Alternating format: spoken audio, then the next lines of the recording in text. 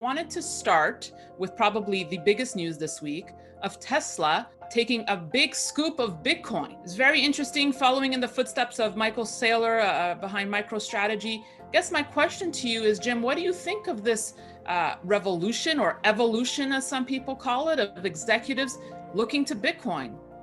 Well, I repeat to you what I've said before. I have never bought or sold any crypto. I wish I'd bought the right one.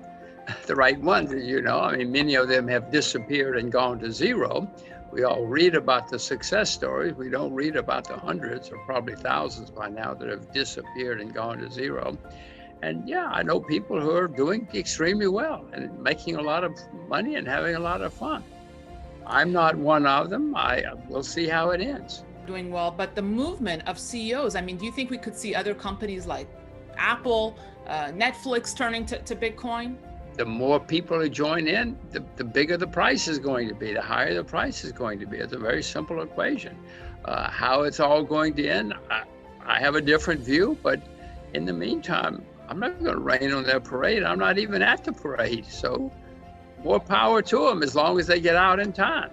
As you know, people love comparing Bitcoin to gold, and many people view Bitcoin as a great vehicle for wealth preservation. More so than gold. How do you see it, Jim? Well, I hardly see how it's a wealth preservation. It's only been around a short period of time. The people who bought it right are making money and creating wealth. I'm not sure that Bitcoin hasn't stood the test of time, but the test of hard times. If you're talking about wealth preservation, we will see. My view, as I think you remember, is that if Bitcoin becomes successful as money, which the advocates say, then the government's going to outlaw it because they don't want to lose the monopoly. They don't want the competition. They want the control. Money is going to be on the computer, Daniel. It already is in China. You can't take a taxi in China with money, with renminbi. You can't try to buy an ice cream with Chinese money. So it's already happening in many countries. China is certainly ahead of the U.S., but the U.S. is studying, figuring out what to do with how to do computer money. All money is going to be on the computer, but I would suspect it's going to be government money. They don't want to lose control. And as you say, we already see China testing out a digital yuan, the euro expected to roll out a digital euro.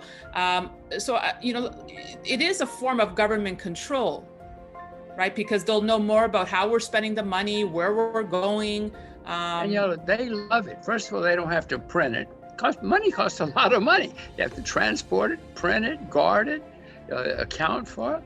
If it's all on the computer, it's very, very simple. And they know, Daniela, they know everything you do, and they love that. I mean, I hate it, of course, but they'll call you up and say, Daniela, you've been feeding your babies too much milk this month.